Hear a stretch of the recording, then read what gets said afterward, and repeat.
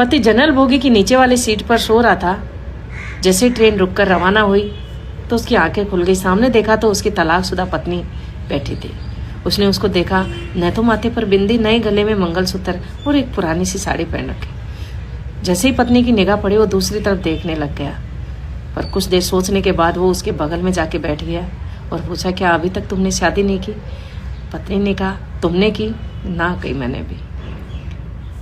कहाँ जा रहे हो? मैं कानपुर जा रहा हूँ। और आप? मैं भी कानपुर जा रही हूँ। मेरे माँ की तबीयत खराब है, बड़े भैया के पास है, बीमार हो रही है, मैं मिलने जा रही हूँ। क्या करती हो? मैं एक प्राइवेट स्कूल में पढ़ाती हूँ, 6,000 रुपये मिलते हैं, मेरा खर्चा चल जाता है। मैंने तुमको बोला था ना तलाक के समय कि कुछ पैसे ले लो, काम आएंगे, पर तुम्हारा स्वाभिमान बहुत ऊंचा था। पत्नी ने कहा, अगर मैं पैसे ले लेती तो मैं जमीर को क्या जवाब देती? मैं कुछ पैसों के लिए जमीर नहीं गिरा सकती। पति ने कहा, कैसी चल रही है जिंदगी?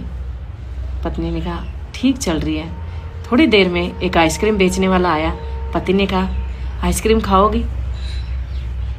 उसने नामे सिर हिला दिया। फिर दोबारा कहा, आइसक्रीम खाओगी?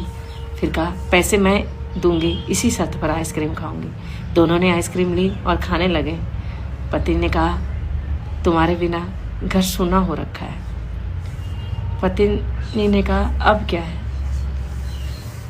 मैंने सारी बुरी आदतें छोड़ दी है। पति ने कहा, जो तेरे को अच्छी नहीं लगती थी सारी आदतें छोड़ दी है।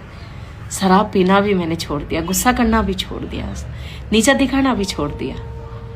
और हाँ, अब तो मैं पूरी तरह अकेला हो गया हूँ। माँ भी चली गई। उसी टाइम उसकी आंखों से आंसू बहने लगे। पत्नी ने कहा, अब क्या फ़ायदा जब तलाक? पहले समझाया था ना कि ये छोड़ दो। रोज़ कलह होती, रोज़ टेंशन में आती, टेंशन में आकर 2 गर्भपात भी हो गए। आज मेरे भी 2 बच्चे होते, एक 8 साल का, एक 6 साल का। पति ने कहा, मुझे अब महसूस हुआ है कि मैं ही गलत था। पत्नी ने कहा, माँ कैसे चलेगी? भली चंगी छोड़ के आई थी। पति ने कहा, रोज तेरे को याद करती थी। बेटा बहू को लिया, पर कैसे समझाता कि तलाक के बाद बहुएं वापस नहीं आती है।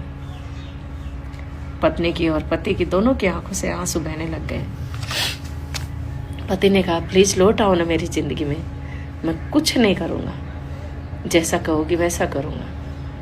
तेरे बिना घर सुना है, मैं खुद सुना हूँ। पति अंदर ही अंदर सोच रही थी कि मेरी जिंदगी का दूसरा पड़ाव शुरू हो गया। वो जहाँ उतरना था वहाँ उतरी नहीं।